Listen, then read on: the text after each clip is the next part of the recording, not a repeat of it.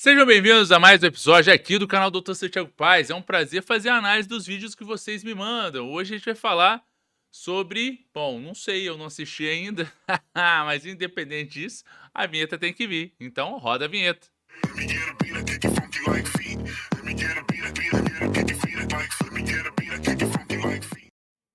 Vamos ver que vídeo que vai vir. Quando a pessoa ela tem pouca massa muscular, quando ela caminha na esteira 30, 40 minutos, ela não perde. Vamos lá, quando a pessoa tem pouca massa muscular.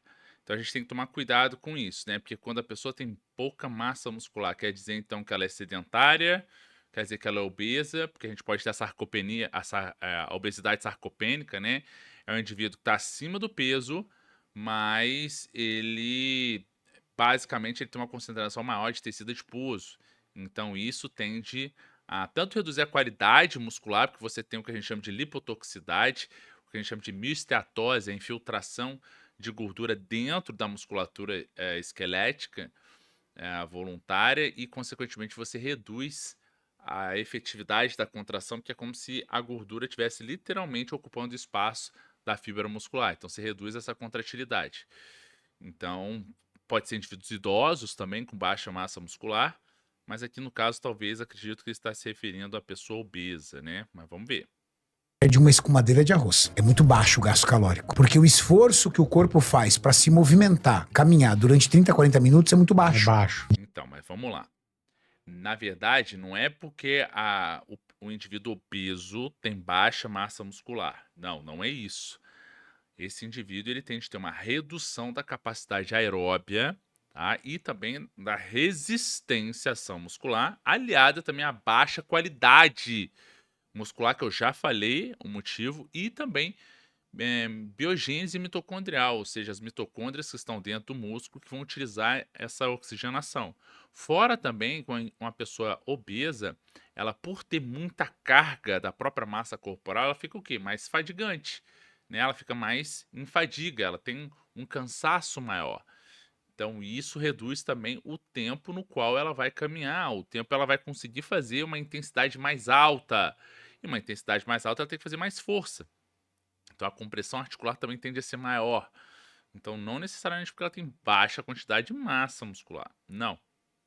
A gente pode ter uma condição de qualidade muscular reduzida, por mais que ela faça musculação, por exemplo.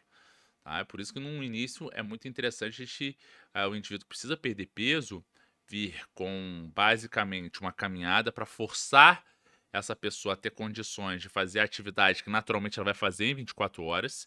Isso é importante. Ah, não, não vai, faz a caminhada não, porque isso não emagrece. Mas durante o dia, essa pessoa vai ter que caminhar. Então, dentro do que a gente chama de especificidade da tarefa motora, a gente precisa tentar reproduzir ou forçar ou até mesmo treinar algo que ela necessariamente ela vai precisar para estar melhorando a capacidade funcional dela, funcional de realizar as funções da vida diária ou então atividades da vida diária. Então isso é muito importante que leve em consideração. Então assim, dentro dessa análise, ok, podemos inferir talvez que essa caminhada seja de baixa quantidade de gasto calórico, mas ela tem que entrar até porque esse indivíduo ele precisa fazer naturalmente a atividade que ele vai fazer em 24 horas.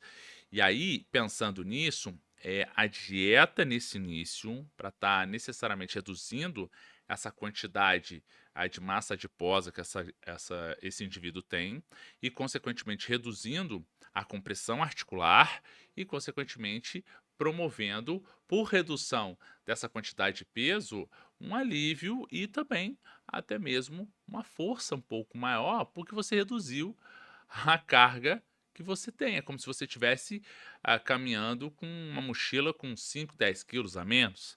Então você vai conseguir progredir mais, ter mais tempo fazendo essa atividade, consequentemente vai gastar mais. Mas, por outro lado, caso também esse indivíduo não consiga, a gente tem que priorizar a dieta e o fortalecimento também das musculaturas através da musculação, para que a articulação ela não sobrecarregue. Então é como se a gente estivesse preparando esse indivíduo para exercícios um pouco mais com maior gasto ou que tenham uma continuidade maior. Diferente, por exemplo, de uma pessoa obesa, uma pessoa mais pesada. Uma Que tem que pessoa se mais esforçar pesada. mais, né? Exato. Então, o peso corporal. Então peraí. Então, esse exemplo aqui era para as pessoas que não têm massa muscular. Ponto. Agora, para a pessoa obesa, é diferente, porque a pessoa tem que se esforçar mais? É um esforço, você tá carregando. Quantos quilos você carrega sobre aquela esteira? Poucos quilos? Pouco gasto. Muitos quilos? Muito Não gasto. Se esses... necessariamente, não necessariamente. Eu posso inclinar a esteira e eu posso gastar mais. Então, não depende, é relativo. Eu posso aumentar a aceleração, eu posso aumentar a duração do treino. Mas beleza, vamos lá, vamos continuar. quilos forem de músculo, então todos esses quilos respirando, consumindo oxigênio, mais gasto ainda. Porque Não. gordura... Não necessariamente. Por quê? Porque eu posso ter um powerlifter, por exemplo, um powerlifter aí de 200 quilos, cara muito forte, mas com um tecido adiposo aumentado também. E aí? Até que ponto, talvez, o fato desse cara ter muita força, né?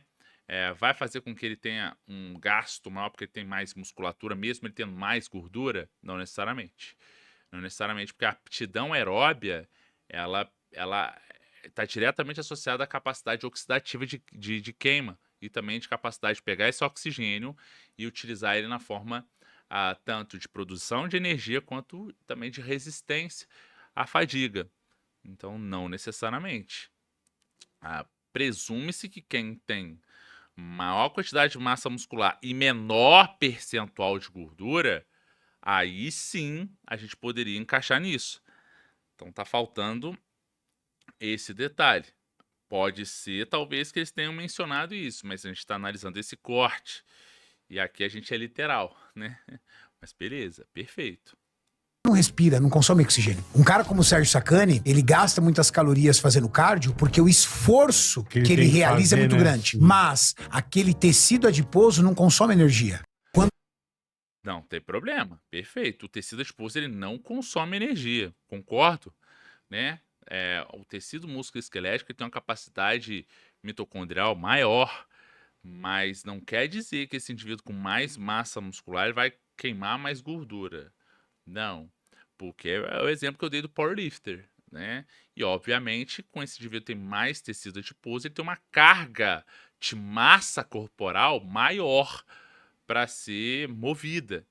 E o VO2, a gente tem a expressão da quantidade de oxigênio por quilo por minuto. Então, esse indivíduo mais pesado, ele tem que fazer mais força. Força igual a massa vezes aceleração. Então, isso pode fazer com que, naturalmente, a musculatura também ela não consiga manter esse estímulo. Até mesmo porque a gente pode ter uma predominância de fibras do tipo 1, ao invés das fibras do tipo 2. As fibras do tipo 2 são mais explosivas, são mais glicolíticas, né? São brancas, são de potência. Então, isso pode inferir também uma condição importante, e até mesmo em powerlifters, né? Mas beleza, mas independente disso aí, o que a gente precisa entender? Que aqui no caso, então, ele chamou a atenção uma pessoa obesa, essa pessoa obesa ela tem menor qualidade muscular.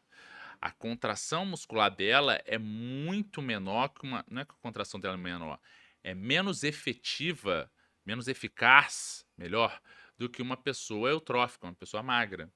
Tá? Então isso precisa ser levado em consideração. Não é só uma questão de motivação, é uma questão de adaptação fisiológica também, no qual, independente do esforço dela, fisiologicamente falando, há uma vulnerabilidade na massa muscular. Então, pensar também em exercícios talvez que possam utilizar não tanto dessa resistência muscular, mas talvez força, pode ser interessante também, até porque a primeira condição para o indivíduo obeso não perder massa muscular é aumentar a força. É por isso que a gente fala que a obesidade é sarcopênica. Sarcopenia é de perda de força e massa muscular. Só que entre massa muscular e força, você precisa ter força para não perder massa muscular. Que é a força que vai jogar eletricidade para o teu músculo funcionar. E a partir do momento que ela recebe mais eletricidade, o que a gente chama de unidades motoras, né, vai receber essa eletricidade, aí sim a gente consegue ter essa estabilidade dessa contração muscular. Vou parar por aqui, não vou ser tão técnico, mas de uma maneira geral, então, esse é o ponto que a gente precisa levar em consideração e não só a motivação. E aí, o que você achou dessa análise? Comente aqui, deixe sua opinião aqui nos comentários, sua opinião é muito importante para mim. Compartilhe esse vídeo com quem você acredita que vai ser beneficiado com essas informações. Não deixe de curtir também esse episódio para o YouTube entregar mais. Se inscreva no canal se é a tua primeira vez por aqui. E muitíssimo obrigado por você ter ficado até aqui. Obrigado, a gente se vê no nosso próximo vídeo. Até lá. Let me get a beat, I kick it funky like feet. Let me get a beat, I kick it funky like feet. Let me get a beat.